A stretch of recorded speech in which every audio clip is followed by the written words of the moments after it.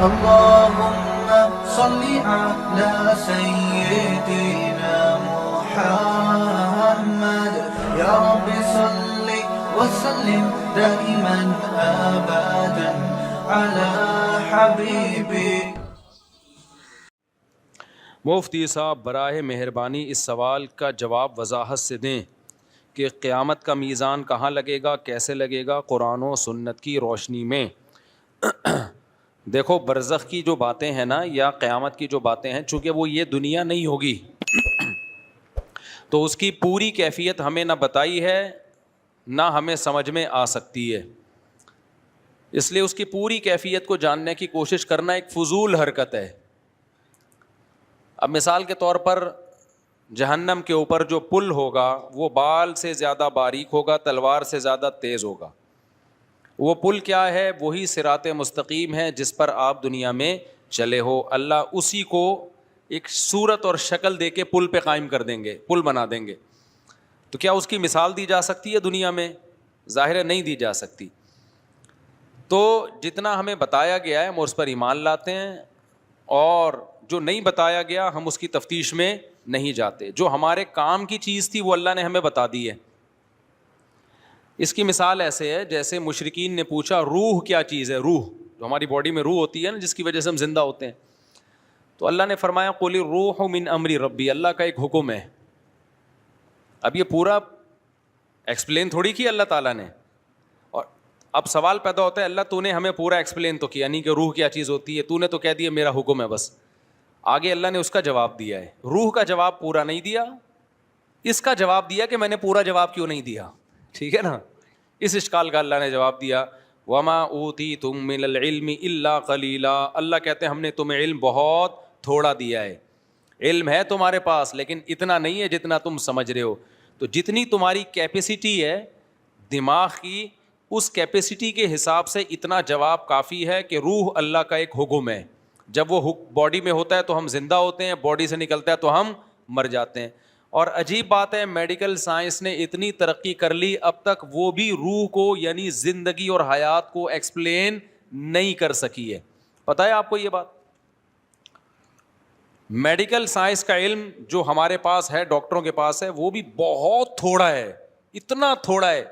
یہ جو جینز کا علم ہے نا، جین جس میں ڈاکٹر گھسے ہوئے اندر، ایک جینیٹک سائنس کے ڈاکٹر نے مجھے بتایا آسٹریلیا میں کہ اس میں 2% کا تو ہمیں پتا چلا ہے، وہ بھی 100% نہیں، 98% کا تو کخ بھی پتا نہیں ہے. نہیں آئی میرا خیال ہے بات. جو ہم جب آدمی کے سیل کو توڑتے چلے جاتے ہیں نا، تو ہماری جو بنیادی اکائی ہے باڈی کی وہ سیل کہلاتی ہے نا، جس اینٹوں سے ہماری باڈی بنتی ہے. اس سیل میں ایک نیوکلیس ہوتا ہے، مرکزہ ہوتا ہے. جیسے انڈے میں نا، انڈا بھی سب سے بڑا سیل ہے، ایک سائٹوپلازم ہے، اس کے اندر زردی ہے جو نیوکلیس ہے. تو ایسے ہی ہماری باڈی کو بھی آپ توڑتے چلے جائیں گے تو ایک اکائی آئے گی، ایک یونٹ آئے گی جس کو سیل کہا جاتا ہے. پھر اس کو بھی آپ توڑیں گے تو نیوکلیس کے اندر بہت زیادہ فنٹر نہ بنے. تو ابھی تک زندگی ہی کو ایکسپلین نہیں کیا جا سکا یہ زندگی کیا چیز ہوتی ہے. میں آنکھوں سے دیکھ رہا ہوں، محسوس کر رہا ہوں، کانوں سے سن رہا ہوں. روبوٹ بھی دیکھتا ہے، محسوس نہیں کرتا ہے. وہ تو محسوس کرنے کا نام کیا ہے؟ حیات. یہ حیات کھوپڑی سے اوپر کی چیز ہے بھائی. یہ اسی کو اللہ نے کہا میرا حکم ہے. وَإِذَا سَوَّيْتُهُ وَنَفَخْتُ فِيهِ مِن رُوحِي. اللہ نے آدم کا پتلا بنایا. اللہ کہتے ہیں میں نے کہا میں نے اپنی روح پھونک دی، زندہ ہو گئے. یار مجھے ایک بات بتاؤ، جب انسان مرتا ہے تو پوری باڈی تو ویسے ہی ہوتی ہے، سب کچھ وہی پارٹس بنے میں، تو ہل کیوں نہیں رہی ہے؟ آپ کہہ سکتے چونکہ دل نہیں حرکت کر رہا تو دل حرکت کرا دو اس کا. ماں کے پیٹ میں کیسے دل حرکت کرنا شروع کرتا ہے بھائی فرسٹ ٹائم؟ کسی کی سمجھ میں نہیں آتا. یہ ڈاکٹر کہتے ہیں کہ میں نے ڈاکٹروں سے پوچھا ہے، ہوائی باتیں نہیں کر رہا، کہ جب پہلی دفعہ ماں کے پیٹ میں بچے کا دل دھڑکتا ہے تو کیوں دھڑکتا ہے؟ پہلی دفعہ کس نے دھڑکایا؟ میڈیکل سائنس اس بات کو بیان کرنے سے اب تک عاجز ہے. سمجھتے ہو؟ دیکھو اب کیوں دھڑک رہا ہے اب تو ڈاکٹر بتا سکتے ہیں. ہمارے دماغ سے کرنٹ جاتا ہے، الیکٹریسٹی سے کام ہو رہا ہے. یہ اللہ کا شکر ہے یہ کرنٹ کے الیکٹرک والوں کے ہاتھ میں نہیں ہے، ورنہ اتنا دھڑکتا نہیں جتنا بل آتا. اور گیس پہ چل رہے ہوتے ابھی ہم سب. اب گیس بھی گئی تو سلنڈر لگائے ہوئے ہوتے دل دھڑکانے کے لیے ہم لوگوں نے. تو کچھ چیزیں اللہ نے اپنے ہاتھ میں رکھی کہ الیکٹرک والوں کے ہاتھ میں اللہ نے وہ چیزیں نہیں دیں. پنکھا کے الیکٹرک کے ہاتھ میں, لیکن جو ہوائیں چلتی ہیں وہ کے الیکٹرک کے ہاتھ میں نہیں ہیں. اس لیے ایسا نہیں ہوتا ہب سے لوگ مرنا شروع ہو جائیں. اللہ کہتے ہیں کہ میری ہوائیں بھی ہیں, ٹھیک, باہر نکل جا سین میں, منجی ڈال کے لیٹ جا. منجی کا فائدہ یہ ہوگا نیچے سے بھی ہوا لگے گی. صحیح. مولٹی فوم والوں نے جو گدے بنائے اوپر سے لگے گی, نیچے سے نہیں لگے گی. تو مولٹی فوم کے گدے پہ جب آپ لیٹیں گے تو کے الیکٹرک والوں کے محتاج ہوں گے. وہ پنکھا چلائیں گے تو ہوا لگے گی, ادروائز نہیں. لیکن اگر آپ منجی پہ لیٹیں, چارپائیوں پہ لیٹیں, تو بھائی اس میں سے آٹومیٹیکلی جب ہوا چلے گی تو چاروں طرف سے آپ کو ہوا لگے گی. اس لیے اپنے آپ کو بہت زیادہ ان چیزوں کا محتاج نہ بناؤ. قدرتی ماحول میں رہنے کی عادت ڈالو. سمجھتے ہو کہ نہیں سمجھتے ہو؟ میں سعودی عرب میں 2 مہینے رہا, ایئر کنڈیشن ہی میں رہتے ہیں. میرا دماغ خراب ہو گیا وہاں پہ, میرا دماغ پھٹنے لگا. میں آیا گھر میں 2 مہینے بعد, جب میں آیا نا, میں نے پنکھا چلا کے لیٹا یار, کھڑکیاں کھول دی کمروں کی. خدا کی قسم, جو نیچرل میں مزہ ہے نا وہ آرٹیفیشل میں نہیں ہے. پتہ نہیں لوگ 24 گھنٹے اے سی میں پڑھتے کیوں نہیں ہیں. عجیب ذہنی کوفت ہونا شروع ہو جاتی ہے. عادی ہو گئے ہیں, ہم نے اپنے آپ کو عادی کیا ہی نہیں ایئر کنڈیشن کا. تو میں کیا کرتا ہوں, میں تو آتا ہوں, میں آیا, میں نے گھر کے چاروں کھڑکیاں کھولی آرام سے. گھر ایسا بنایا کوئی کھڑکیاں کھول کے بے پردگی نہ ہو. آج کل گھر بھی اس طرح کے ہوتے ہیں کہ وہ کہیں نہ کھڑکی کھول سکتا ہے آدمی, نہ کہیں صحن میں لیٹ سکتا ہے. تو اس سے یہ جو نیچرل لائف ہے نا یہ سکون دیتی ہے انسان کو. پنکھے کی بھی اپنا مزہ ہے بھائی, اگرچہ پنکھا نیچرل نہیں ہے لیکن اس کو ڈنگ ڈنگ ڈنگ کی آواز کا اپنا مزہ ہے. ابھی جو میں اگرچہ تم لوگ دین سننے کے آئے تو لیکن تھوڑی سی باتیں بھی سن لو نا. میں جب جاپان گیا نا ابھی, تو مجھے جو کمرہ دیا ارشاد بھائی نے, وہ اس میں سردیاں تھیں تو پنکھا تو چلا نہیں سکتے تھے. اب ہیٹر چلاتے تو مجھے ہیٹر سے تکلیف ہوتی ہے. یہ جو ہیٹر ہوتا ہے نا ایئر کنڈیشن میں, جو ہیٹر بھی چلتا ہے نا, یہ عذاب ہے. یہ گیس کا ہیٹر بھی ایک عذاب ہے. لکڑیوں کی آگ بھی ہم نے تاپی ہے, اس میں وہ ٹینشن نہیں ہوتی جو گیس کے ہیٹر میں ہوتی ہے. پتہ ہے آپ کو, لکڑیوں کی آگ جلا دو نا کمرے میں, اس سے جو ہیٹ ملتی ہے اس سے آدمی اسٹریس ڈپریشن میں نہیں جاتا. یہ جو گیس کا ہیٹر ہے نا یہ عجیب سی چیز ہے یہ. تو میں نے کہا بھائی ہیٹر نہیں چلاؤ, نہ اے سی والا ہیٹر چلاؤ اور نہ گیس والا.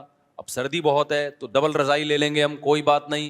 اب جب ڈبل رضائی لے رہے ہیں تو اب پنکھے بھی نہیں چل رہے, ہیٹر بھی نہیں چل رہا, کچھ بھی نہیں, تو آواز, اب کوئی ذرا سا ٹھک ہو آواز آتی ہے. ساتھ میں ان کے بچے تو بات چیت کریں گے, شور شرابہ کریں گے, نیند ہی نہیں آ رہی. تو میں نے کیا کیا, میں نے کہا مجھے تو پنکھا چلانا ہے. پنکھا تھا ہی نہیں, سوری, جاپان میں سرد علاقوں میں تھوڑی پنکھے. تو میں نے کیا کیا, میں نے کہا یار یوٹیوب ہر بیماری کا علاج ہے, مجھے چاہیے پنکھے کی کڑنگ کڑنگ آواز. ہم تو عادی ہیں اس کے کڑنگ کڑنگ آواز سے, گڑنگ گڑنگ ایسے. پنکھا جتنا بیکار ہوگا نا اتنا اچھی لوری سناتا ہے. پنکھا جتنا خراب ہوگا نا, کڑنگ گڑنگ گڑنگ گڑنگ, ایک فریکوینسی کے ساتھ وہ گڑنگ گڑنگ کرتا ہے, اس کا اپنا مزہ ہے یار. بچپن یاد آتا ہے, بچپن یاد آتا ہے. پہلے بڑے آڑے ترچے پنکھے ہوا کرتے تھے نا, گڑنگ گڑنگ گڑنگ گھوم رہے ہوتے تھے, لگتا تھا یہ ہم پہ گر جائے گا. اور ایک دفعہ میں نے پنکھا گرتا ہوا بھی دیکھا ہے. پنکھا ایسے کھڑا ہوا تھا, گڑنگ گڑنگ گڑنگ گھومنے کا بھی گرے گا, وہ گر گیا تھوڑی دیر میں. خیر بچ گئے ہم. تو میں نے کیا کیا, یوٹیوب پہ لکھا فین وائس فار سلیپنگ, تو یوٹیوب پہ آ گئی پنکھے کی آواز. میں نے لگایا زور سے, گہری. اب شور شرابہ اور مجھے تھوڑی دیر یہ تصور ہوتا ہے کہ یہ یوٹیوب پہ اوریجنل نہیں ہے, لیکن 5 سے 10 منٹ کے بعد نا آپ کو لگے گا واقعی پنکھا چل رہا ہے. تو اب وہ شور بھی کر رہے ہیں, باتیں بھی کر رہے ہیں, میری صحت, میں سمجھ رہا ہوں پنکھا چل رہا ہے. یہ یوٹیوب پہ ڈالا اس لیے ہے. اور نیچے لوگوں کے کمنٹس کے, جب سے ہم نے یہ پنکھا چلایا نا یوٹیوب, گوروں کے کمنٹس تھے کہ مزے کی نیند آ رہی ہے. اچھا اس میں پھر ایسی ویڈیوز میں بارش ہو رہی ہے, بعض دفعہ بارش میں بھی بڑا سکون ملتا ہے. بارش ہو رہی ہو نا, تھاڑا بجلی کڑک رہی ہے, بڑی گہری نیند آتی ہے. نیچرل ہے, ایک نیچرل ماحول پیدا ہو جاتا ہے. تو میں تو نیچر سے لو کرنے والا آدمی ہوں, مجھے نیچر سے محبت ہے.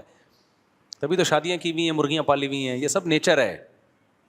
تم لوگ کو لینڈ کروزر ہو رہی ہے, یہ نیچر نہیں ہے ریوو, یہ ضرورت ہے. نیچر یہ ہے کہ بکری کا دودھ, مرغیاں, بیگم, بچے, پنکھے, گڑنگ گڑنگ. گڑنگ بھی نیچر نہیں ہے, لیکن پرانا زمانہ تو یاد آتا ہے نا, صحیح ہے نا. ایئر کنڈیشن نیچر نہیں ہے, کمبل نیچر نہیں ہے, رضائی صدیوں سے انسان, میں کمبل میں نہیں سوتا کبھی. آپ دیکھ لیں, میں جہاں بھی جاتا ہوں بولتا ہوں بھائی رضائی چاہیے ہمیں. رضائی کا ایک ویٹ ہوتا ہے, سردیوں میں جب رضائی لحاف اوپر لیتے ہو اس کا اپنا مزہ ہے, کمبل میں وہ مزہ نہیں ہے. دوسرا, کمبل میں گڑبڑ کیا ہوتی ہے, وہ کرنٹ مارتا ہے, بالوں سے چپک رہا ہے, بال چپک رہے ہیں, اب ایک ٹینشن ہے. پھر اس کے اندر گرد و غبار اٹکتی ہے, آپ کو پتہ نہیں ہوتا, اس کی صفائی آسان نہیں ہوتی کمبل کی, تو کمبل ہو جاتا ہے آپ کو. تو اس لیے میں نے اپنے لیے گھر میں رضائی رکھی ہوئی ہے, زیادہ سردی ہوگی ڈبل رضائی. کہیں بھی جاتا ہوں مہمانوں سے بولتا ہوں, میزبان سے بولتا ہوں مجھے رضائی لگا دو, کمبل نہیں. تو رضائی میں ویٹ نا, شدید سردی میں رضائی کا جو وزن ہوتا ہے نا آپ کے اوپر آتا ہے, بڑا مزہ ہے اس میں بھائی. تو وہ کیا کیا ہم نے, یوٹیوب پہ پنکھا لگا لیا, کڑنگ کڑنگ آواز آ رہی ہے, بڑے مزے سے میں پنکھا لگا کے سو گیا. اب جب وہ صبح مجھے اٹھانے کے لیے آئے تو کیا نہیں, یہ موبائل میں کیا شور ہو رہا ہے مفتی صاحب, کیا کہ پوری رات آپ موبائل دیکھتے رہے ہو, سوئے نہیں. میں نے کہا نہیں, میں پنکھا چلا کے سویا ہوں, میں پنکھا چلا کے سویا ہوں.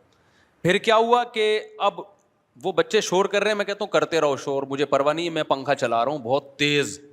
جب زیادہ شور ہوتا تھا تو پنکھے کی آواز کیا کر دیتا تھا, بڑھا دیتا. یہ بڑی مزے کی چیز ہے, یوٹیوب پہ سرچ کریں, بڑا مزہ آتا ہے اس سے. خیر میرے بھائی, اور آسان اس سے اچھا طریقہ کسی کا بیان لگا لو. بعض دفعہ میں بیان لگا لیتا ہوں, اپنا نہیں لگاتا, کیونکہ اپنا لگاؤ نا تو پھر وہ اور نیند غائب ہو جاتی ہے, اس میں ہنسی کی باتیں آتی ہیں, تو میں کبھی خود اپنے ہی لطیفے پہ ہنسنا شروع کر دیتا ہوں. تو میں پھر کسی بڑے بزرگ کا بیان لگا دیتا ہوں. اس کا فائدہ یہ ہوتا ہے, نالج میں بھی اضافہ ہوتا ہے, موٹیویشن بھی ملتی ہے, اور بعض دفعہ نیند بھی آ جاتی ہے, بیان سنتے سنتے سو جاتا ہے آدمی. یہ جب کرتا ہوں جب دماغ چل رہا ہو. آج کل سیاسی حالات نے نا دماغ کا دہی بنا دیا ہے, کسی کو بھی ٹائم پہ نیند آ جائے اس کا مطلب وہ پاگل ہے. ادھر سے فوج کے خلاف بیان, ادھر سے پی ٹی آئی کے خلاف بیان, ادھر سے جے یو آئی کے خلاف بیان, ادھر سے مسلم لیگ کے خلاف بیان, ادھر سے مسلم لیگ کا زرداری کے خلاف بیان.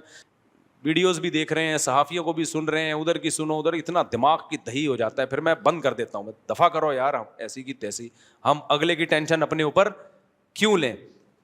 تو اس کے لیے پھر رات کو پنکھا چلانا بولو ضروری ہے. تو پھر پنکھا چلا کے سوئے. جب بھی ایسے ٹینشن ہونا, بیان لگا دو یا پنکھا چلاؤ.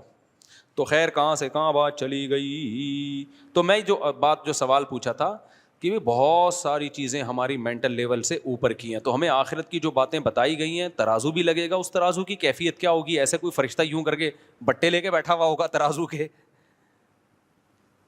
یا کوئی ڈیجیٹل ترازو ہوگا, کیا ہوگا یہ ہمیں اب بتایا تو گیا. ترازو کے ایک پلڑے میں گناہ رکھے جائیں گے, ایک پلڑے میں نیکیاں رکھی جائیں گی. بس ہماری فہم کے مطابق بات کی گئی ہے. دیکھو ترازو تو یہ بھی ہے جو آج کل تھرمامیٹر بھی تو ایک ترازو ہے نا, جو ٹیمپریچر کو ناپتا ہے. اب 1400 سال پہلے کسی کو بتایا جائے کہ ایک ترازو ایجاد ہوگا 1400 سال کے بعد جو بخار کو ناپے گا کہ کتنا ہے, تو کسی کی سمجھ میں آتی ہے یہ بات کہ بخار کیا ایک پلڑے میں لا کے رکھیں گے. نہیں بھائی, ایک جو پارا ہے نا, پارا وہ زبان کے نیچے رکھا جائے گا, وہ بتا دے گا. تو اعمال کیسے تولے جائیں گے اس کی حقیقت اللہ جانتا ہے. تو اللہ نے ہمیں جو جتنا بتا دیا ہم اس پر ایمان رکھتے ہیں. پوری کیفیات نہ ہمیں معلوم ہے, نہ ہمیں ان چیزوں میں پڑھنے کی ضرورت. جو چیز ہماری پریکٹیکل لائف سے جس کا تعلق تھا اتنا اللہ نے ہمیں بتا دیا, اور آگے ہم جانے کی کوشش کریں گے. تو اللہ نے کہا وما اوتیتم من العلم الا قلیلا, تمہیں اللہ نے نالج بہت کم دی ہے. نالج کا مطلب کیپیسٹی تمہاری نالج کی بہت کم ہے, اس سے آگے بڑھنے کی کوشش مت کرو. یہی اللہ کے بارے میں بھی, اللہ عرش پر ہے, علم اور قدرت کے لحاظ سے ہر جگہ ہے. کیسے ہے بھائی ہمیں نہیں پتا, اس میں ہم جا نہیں سکتے آگے. اچھا بھائی مفتی صاحب, طلاق کے بعد عدت کے دوران عورت کو نکاح کا پیغام بھیجنا جائز ہے یا نہیں؟ حرام ہے بالکل. نیز طلاق کے بعد عورت کی کتنے مہینے عدت ہوتی ہے؟ 3 مینسز. عورت کو 3 مینسز آ کے ختم ہو جائیں گے نا تو اس کی عدت پوری ہو جاتی ہے. اور اگر کوئی ایسی عورت ہے جس کو مینسز آنا بند ہو گئے ہیں, عمر زیادہ ہو گئی ہے, تو پھر 3 مہینے. اور اگر وہ پریگننسی میں تھی, پریگننٹ تھی, تو بچے کی ولادت. یہاں میں ایک اور مسئلہ بیان کرتا چلوں. آج کل ایتھیس لوگوں نے ایک بڑا مسئلہ اٹھایا ہوا ہے کہ اسلام نابالغ بچی کی شادی کی بھی اجازت دیتا ہے, اور اس کو بڑا تماشا بنا کے پیش کر رہے ہیں. ہمارے کچھ اسکالرز ان کا جواب دے رہے ہیں, مگر وہ جواب غلط جواب دے رہے ہیں. اگرچہ ان کی نیت اچھی ہے ان اسکالرز کی, اسلام کا دفاع کر رہے ہیں, لیکن وہ دفاع میں اسلام کے حکم کو بھی چینج کر رہے ہیں وہ. اور ایک مشہور جہلم کے صاحب ہیں, وہ بیچاروں کو قرآن کا پتہ وتا ہے نہیں, انہوں نے ترجمہ ہی غلط کر دیا قرآن کی آیت کا. تو سورہ طلاق میں اللہ تعالیٰ نے 28ویں پارے میں نابالغ بچی کی شادی کا باقاعدہ ذکر کیا ہے. واللائی یئسن من المحیض من نسائکم ان ارتبتم فعدتہن 3 اشہر واللائی لم یحضن. اللہ فرماتے ہیں جو عورتیں جن کو حیض آنا بند ہو گیا ہو, ان ارتبتم اگر تم شک میں ہو, وہ جہلم والی سرکار نے ارتبتم ہی کو غلط مطلب کر دیا اس کا, اگر تم شک میں ہو کہ ان کی عدت کیسے پوری ہوگی تو اللہ کہتے ہیں 3 مہینے ہیں. واللائی لم یحضن, اسی طرح جن عورتوں کو ابھی تک حیض آیا ہی نہیں ہے ان کی عدت بھی کتنی ہے؟ 3 مہینے. تو جن کو حیض آنا شروع ہی نہیں ہوتا وہ نابالغ ہی ہوتی ہیں اور کچھ اور نہیں ہوتی. تو یہ کوئی فقہ حنفی کا نہیں ہے, یہ چاروں اماموں کی یہی رائے ہے اس بارے میں. چاروں اماموں کا اتفاق ہے کہ نابالغ بچی کی اگر شادی ہوئی تو ہو جائے گی. سمجھ میں آ رہی ہے بات کہ نہیں آ رہی؟ تو آپ ملحدین کو جواب دینے کا وہ طریقہ اختیار نہ کریں جس سے اسلام ہی کی لمٹ کراس کر دیں آپ. اس کی بالکل ایسے مثال ہے, یعنی جن لوگوں نے ملحدین کو جواب دے رہے ہیں نا, کہہ رہے ہیں نہیں یہ اس سے نابالغ بچی مراد نہیں ہے, اس سے تو وہ بالغ ہے جس کو ابھی حیض آنا شروع ہی نہیں ہوا ہو. ایسا نہیں ہے, اس سے وہ بچی مراد ہے جس کو ابھی حیض آنا شروع نہیں ہوا. باقی سے اعتراض کا جواب کیا ہے وہ میں ابھی دیتا ہوں, بہت آسان جواب ہے اس کا, اتنے زیادہ راکٹ سائنس نہیں ہے اس کے جواب میں, وہ جواب میں ابھی دیتا ہوں آپ کو.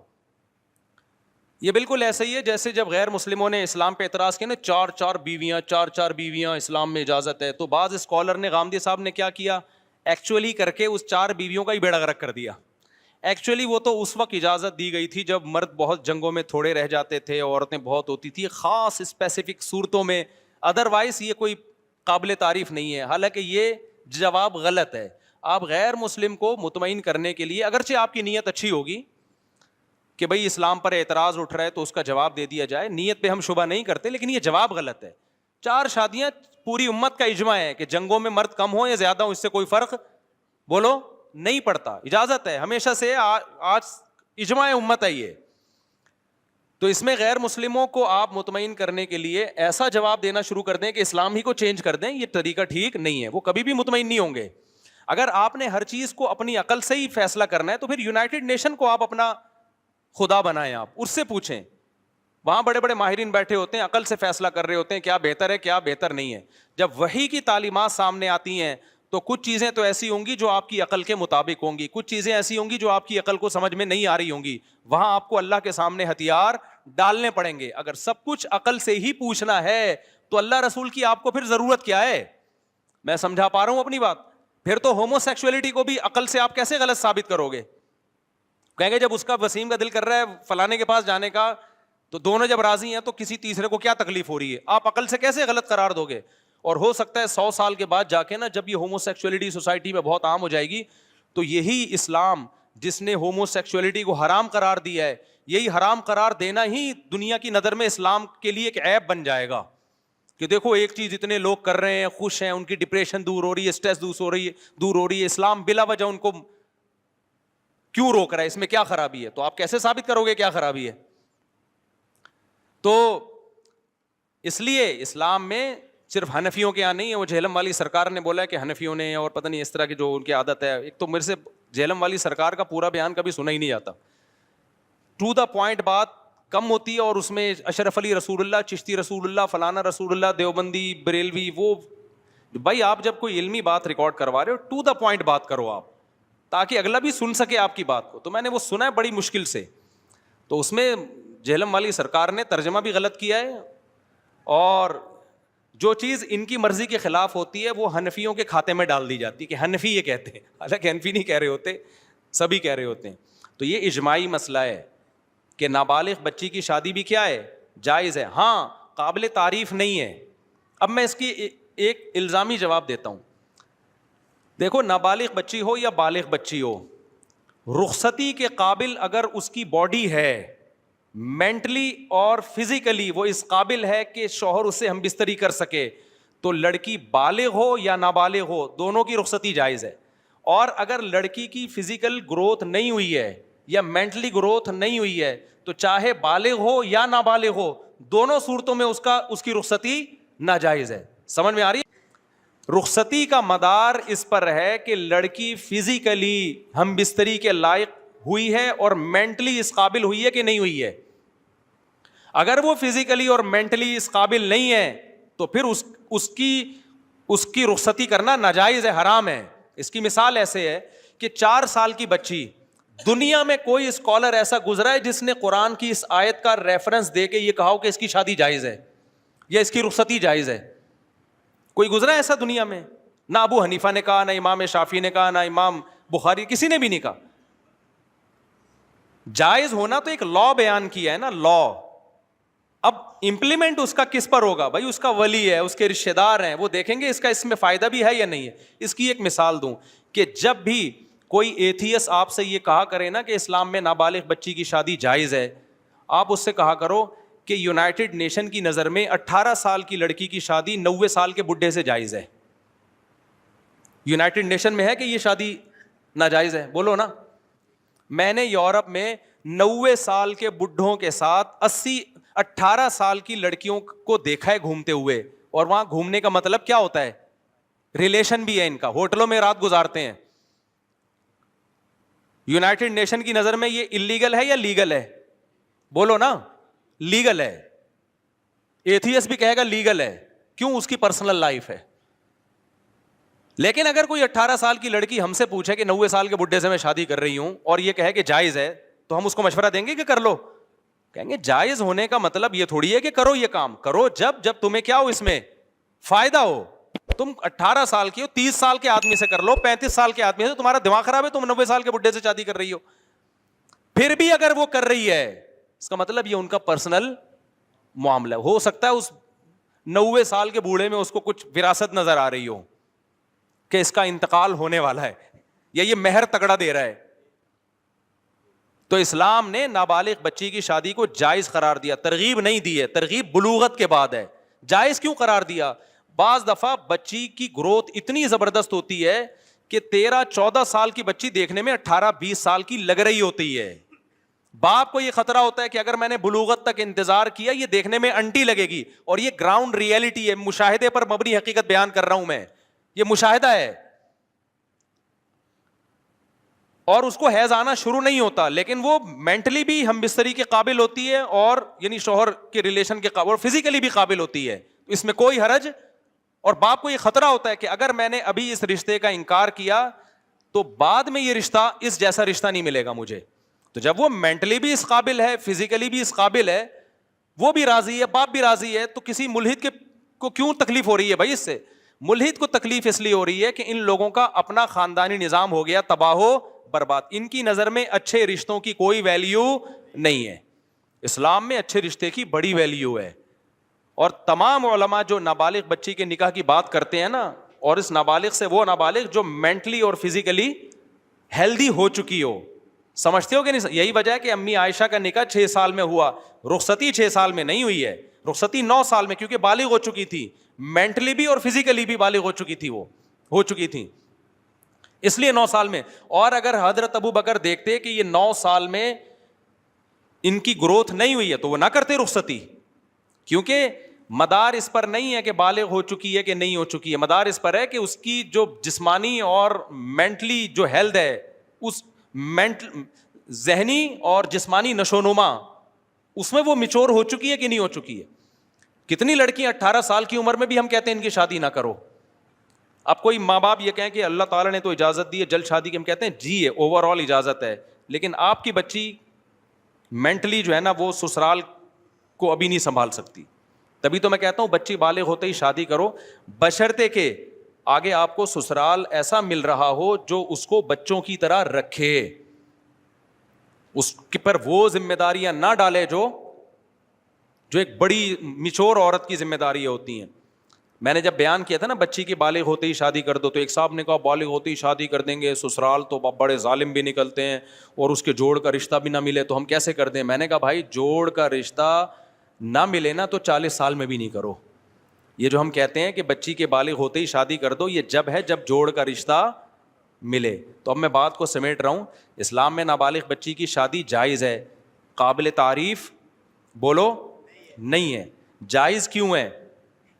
بعض دفعہ ضرورت ہوتی ہے، ضرورت یہ ہوتی ہے کہ آپ کو یہ خطرہ ہوتا ہے کہ اگر یہ اتنا بہترین رشتہ ہے خاندان کا یا خاندان سے باہر کا کہ ہم نے انکار کر دیا نا تو یہ رشتہ ہاتھ سے نکل جائے گا. جیسے حضرت ابو بکر رضی اللہ تعالی عنہ اگر سید الانبیاء کا رشتے کا انکار کر دیتے اپنی بیٹی کے لیے، عین ممکن ہے بعد میں وہ نکاح نہ ہوتا، تو ابو بکر کو اپنی بیٹی کے لیے محمد صلی اللہ علیہ وسلم جیسا ملتا پھر بعد میں، کیونکہ رشتے میں پلٹتا رہتا ہے ذہن انسان کا. آج آپ کہیں کرنا چاہ رہے ہو، لڑکی والے کہتے ہیں 1 سال کے بعد آنا، اس کے دوران آپ کا موڈ ہی چینج ہو چکا ہوتا ہے. تو اچھا رشتہ تو ایسی چیز ہے فوراً پکڑ لے انسان اس کو. اور اسلام نے لڑکی کے بارے میں حکم دیا ہے کہ غیر کفو میں نکاح نہ کیا جائے. غیر کفو کا کیا مطلب؟ لڑکا لڑکی کے پیرالل ہو یا اس سے بہتر ہو. تو یہ ہمیشہ میسر نہیں ہوتا. اب ملحد لوگوں کا تو کوئی خاندانی نظام ہی نہیں ہے، ان کے یہاں باپ ہو تو بھی ٹھیک ہے، باپ نہ ہو تو بھی ٹھیک ہے، فیملی سسٹم ہی تباہ ہو گیا.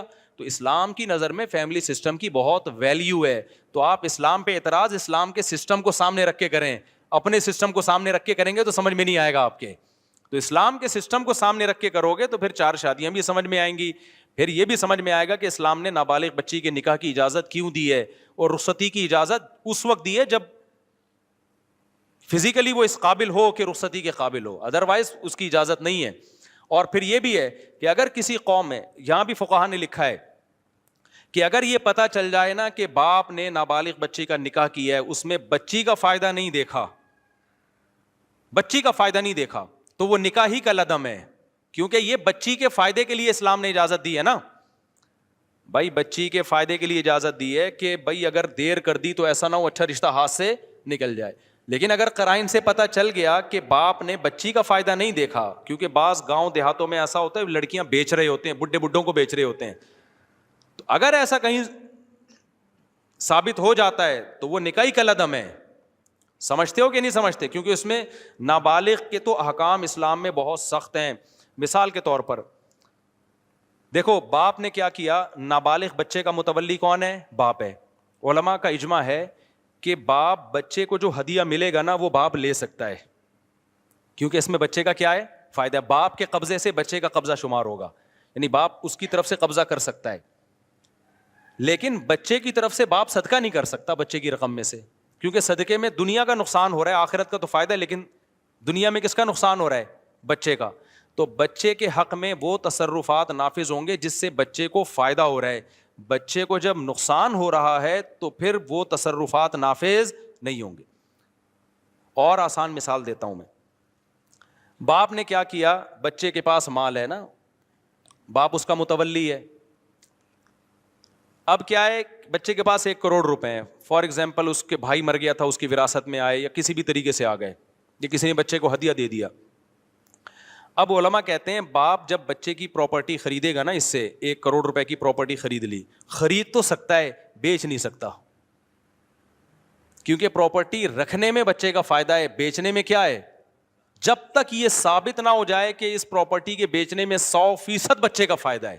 ایک بات. نمبر 2، غبن فاحش پہ خرید تو سکتا ہے، یعنی ایک پراپرٹی بہت سستی مل رہی تھی، کوڑیوں کے دام، باپ خرید سکتا ہے بیٹے کے لیے، لیکن بیٹے کی پراپرٹی مارکیٹ ویلیو سے کم پہ بیچے گا تو وہ کلدم ہوگا، وہ بیچنا، وہ کیا ہوگا؟ وہ بے نافذ ہی نہیں ہوگی، کورٹ میں اس کے خلاف کیس ہو سکتا ہے، حکومت خود کیس کرے گی کہ بھئی یہ نابالغ بچہ تھا، تمہارا بیٹا تھا، تم نے اس کی پراپرٹی 1 کروڑ کی 50 لاکھ میں کیوں بیچ دی؟ جو خریدے گا نا اس سے پیسے واپس لے کے پراپرٹی بچے کے حوالے کر دی جائے گی. تو اس سے پتہ چلتا ہے کہ اسلام کے تمام احکام نابالغ بچے کے فیور میں جاتے ہیں. جو حکم بھی نابالغ بچے کے اگینسٹ جا رہا ہوگا، شریعت اس حکم کو کیا کر رہی ہے؟ بولو، کلدم. تو اسلام نے جو نابالغ بچے کی بھی شادی جائز ہے، بچی کی بھی جو شادی جائز قرار دی ہے نا، یہ بچے کے فیور میں ہوگی تو ہوگی، بچے کے اگینسٹ ہوگی تو نہیں ہوگی. تو بچے کے فیور میں کیا ہے؟ بچی بالغ ہو چکی، یعنی اگرچہ نابالغ ہے لیکن فزیکلی اور مینٹلی کیا ہو، وہ میچور ہو چکی ہو. نمبر 2، جہاں نکاح باپ کر رہا ہے اس میں دیکھا جائے گا بچی کا واقعی فائدہ ہے یا نہیں ہے. ایسا تو نہیں ہے پیسے لے کے، لالچ لے کے کہیں بچی کو بھینٹ چڑھا رہا ہے. اگر ایسا کوئی تصرف ہے تو پھر نافذ نہیں ہوگا. اور آسان مثال دیتا ہوں، نابالغ لڑکے کی بھی شادی جائز ہے. اب نابالغ لڑکے کے تمام امور کس کے ہاتھ میں ہوتے ہیں؟ باپ کے ہاتھ میں. اب کمال کی بات دیکھو، نابالغ بچے کی طرف سے باپ نکاح کو قبول کرے گا لیکن طلاق باپ نہیں دے سکتا. نابالغ بچہ تو ویسا ہی نہیں دے سکتا کیونکہ اس میں اس کا نقصان ہے نا طلاق دینے میں. تو بچہ وہ تصرفات بچے کے اوپر نافذ ہوتے ہیں جس میں بچے کا فائدہ ہے. جن میں بچے کا نقصان ہے نا وہ بچہ بھی نہیں کر سکتا. نابالغ بچہ صدقہ نہیں کر سکتا. پتہ ہے آپ کو, اگر نابالغ بچہ آئے 10 11 12 سال کا, مجھے اپنی گھڑی گفٹ دے دے اور دل کی خوشی سے دے, 2 آدمی اس پر گواہ بھی ہوں, تب بھی شریعت میں وہ گفٹ میرے لیے حلال نہیں ہے. کیوں؟ اس تصرف میں بچے کا نقصان ہے. تو جس تصرف میں بچے کا نقصان ہوتا ہے بچہ وہ خود بھی نہیں کر سکتا, کیونکہ شریعت کہتی ہے ابھی یہ میچور نہیں ہے, ہو سکتا ہے بے وقوف بن کے کر رہا ہو یہ کام. سمجھ میں آ رہی ہے بات کہ نہیں آ رہی؟ تو اسی وجہ سے نابالغ بچے کا نکاح ہو گیا, اگر وہ طلاق دے گا تو طلاق بھی نافذ نہیں ہوگی, کیونکہ اس میں بچے کا کیا ہے؟ نقصان ہے. تو نابالغ بچے کو شریعت نے اپنے اوپر نقصان کا کنٹرول نہیں دیا, تو اس کے ماں باپ کو کہاں سے کنٹرول دے دیا؟ تو اس کی طلاق نافذ نہیں ہوگی. اب بچے کے بجائے باپ کا کنٹرول ہے نا اس پر, تو باپ بھی طلاق نہیں دے سکتا, اس لیے کہ آپ بچے کا نکاح تو کرا سکتے ہو, طلاق کا باپ کے پاس رائٹ نہیں ہے, کیونکہ نکاح میں بچے کا فائدہ ہے, طلاق میں بچے کا کیا ہے؟ نقصان ہے. تو باپ نکاح کرا دے گا اس کا اور بچے کی طرف سے قبول بھی کر لے گا, طلاق نہیں دے سکے گا باپ. تو جتنا اسلام نابالغ بچے بچیوں کو فیور کر رہا ہے نا, یہ ملحد لوگ اس کی خاک کے برابر بھی نہیں پہنچے ہیں, اور ان کا خاندانی سیٹ اپ ہی نہیں ہے, ان کی نظر میں نکاح کی ویلیو نہیں ہے, اچھے رشتوں کی ویلیو نہیں ہے, اس لیے اٹھا کے یہ صبح و شام پھینکتے رہتے ہیں اسلام نے نابالغ بچے کی شادی کی اجازت دے دی, پھر کہتے ہیں 3 سال کی بچیوں کی شادی بھی جائز ہے, 4 سال کی بچیوں کی شادی بھی جائز ہے. او بھائی پھر ہم تم سے سوال پوچھتے ہیں کہ 18 سال کی لڑکی جس کو تم کہتے ہو جائز ہے, 90 سال کے بڈھے سے بھی تو جائز ہے تمہارے مذہب میں. یونائٹڈ نیشن کی طرف سے یہ پابندی نہیں. 18 سال کی لڑکی میں نے دیکھی ہے یورپ میں 90 سال کے بڈھوں کے ساتھ, اس پہ تو کوئی ملحد انکار ہی نہیں کر سکتا. میں سمجھ رہا تھا یہ پوتی ہے اور یہ دادا ہیں اس کے, آپس میں گلے مل رہے تھے ایسے محبت سے. میں نے کہا یار کیا باپ بیٹی کا, لوگ خام میں کہتے ہیں اوڑ ہاؤس میں جمع کرا دیتے, کسی نے کہا باپ بیٹی نہیں ہے, یا تو میاں بیوی ہیں یا گرل فرینڈ بوائے فرینڈ ہے. تو یونائٹڈ نیشن نے تو اس کو اللیگل قرار نہیں دیا. سمجھ میں آ رہی ہے بات کہ نہیں ہے؟ لوگ ہیں اس کی مرضی ہے. تو یہاں بھی ایسا ہی ہے. تو جب لڑکی قریب البلوغت ہے تو ماں باپ سے اچھا کوئی فیصلہ اس کے لیے نہیں کر سکتا. بعض دفعہ یہ خطرہ ہوتا ہے کہ بلوغت کا انتظار کیا تو رشتہ ہاتھ سے نکل جائے گا اور بچی پھر غیر کفو میں جائے گی, وہ اچھا خاندان نہیں ملے گا. تو اسلام میں چونکہ خاندان کی ویلیو ہے, مسلمان خاندانی ہوتے ہیں, کلچر اور خاندان کو اسلام بہت جو صحیح کلچر ہو اس کو بڑا پروموٹ کرتا ہے, تو اس لیے اسلام نے اجازت دی. بھائی بعض دفعہ یہ خطرہ ہوتا ہے کہ اچھا رشتہ ہاتھ سے نکل جائے گا, تو تعریف کے قابل نہیں ہے. نابالغ بچیوں کے نکاح کو اپریشیٹ نہیں کیا, ضرورت کی وجہ سے اس کو لیگل قرار دیا اسلام نے, جہاں کبھی ضرورت پڑ سکتی ہے تو اس وجہ سے اسلام نے اس کو لیگل قرار دیا. جیسے 18 سال کی 90 سال کے بڈھے کی بھی ضرورت اس کو کبھی کبھار پڑ سکتی ہے, تبھی یونائٹڈ نیشن کہتی ہے کہ یہ کیا ہے؟ لیگل ہے. تو یہاں بھی ایسا ہی ہے. ہاں قابل تعریف نہیں ہے, یہی وجہ ہے کہ ہم کبھی بھی اس کو اپریشیٹ نہیں کرتے. بلکہ علماء نے لکھا ہے جن قوموں میں رواج ہے نابالغ بچیوں کی شادیوں کا, اگر وہاں دیکھ رہے ہیں کہ وہ اس کا نقصان ہو رہا ہے تو اس کے خلاف آواز اٹھانی چاہیے. سمجھتے ہو کہ نہیں سمجھتے؟ لیکن چونکہ اسلام میں ہے ضرورت پڑنے پر اس حکم سے فائدہ اٹھایا جا سکتا ہے, تو لہذا اسلام پھر اس حکم کی علت بھی احکام بھی بیان کرے گا کہ اگر ایسا ہو گیا ہے تو پھر اگر رخصتی کے بعد طلاق ہوئی ہے تو اللہ کہتے ہیں نابالغ بچی کو اگر طلاق ہوئی ہے تو پھر اس کی عدت کتنی ہے؟ 3 مینسز ہے, اور 3 مہینے ہیں. تو 2 چیزوں کو بیان کیا سورہ طلاق میں. وَأُولَاتِ اللہ تعالیٰ کیا فرماتے ہیں؟ وَاللَّائِي يَئِسْنَ مِنَ الْمَحِيضِ مِن نِّسَائِكُمْ, اللہ فرماتے ہیں وہ عورتیں جو حیض سے مایوس ہو چکی ہیں یعنی بڑی عمر کی ہو گئی, حیض آنا بند ہو گیا. ان ارتبتم, اگر تمہیں شک ہے کہ ان کو تو حیض آتا ہی نہیں ہے, ان کی عدت کیسے پوری ہوگی؟ ان ارتبتم میں جہلم والی سرکار نے ڈنڈی مار دی. تو اللہ کہتے ہیں ان ارتبتم, اگر شک ہے کہ ان کی عدت کیسے پوری ہوگی, تو اللہ فرماتے ہیں فعدتہن 3 اشہر, ان کی عدت کتنی ہے؟ 3 مہینے.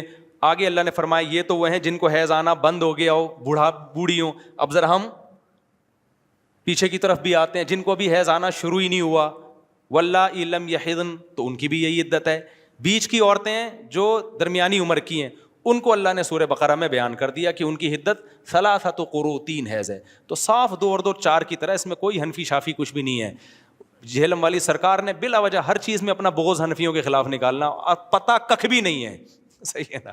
مفتی صاحب ملاقات کے بعد یہ ہو گیا بھائی عدت کے دوران نکاح کا پیغام بھیجنا بھی حرام ہے, صرف اتنا جائز ہے, گول مول طریقے سے بات چیت کر سکتے ہو, گول مول.